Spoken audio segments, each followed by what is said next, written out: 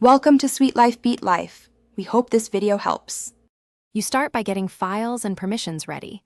Open the PowerPoint app and load the exact deck you will present. Make sure Zoom is updated and you are signed in, because outdated apps block features. Once done, grant screen sharing or screen recording permissions in your phone settings. This lets Zoom capture slides. Also, disable notifications and set Do Not Disturb so interruptions won't pop up while you present. These steps prevent common. You join the meeting and immediately tap Share at the bottom. This begins the handoff to screen sharing. Then choose Screen and tap Start Broadcast.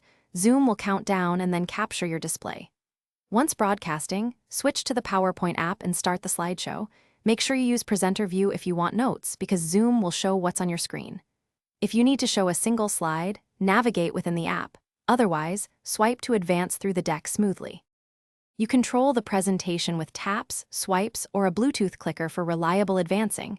Mute your mic when you are not speaking to reduce background noise. When you finish, tap Stop Share in Zoom to return to the meeting view. Make sure participants can still ask questions.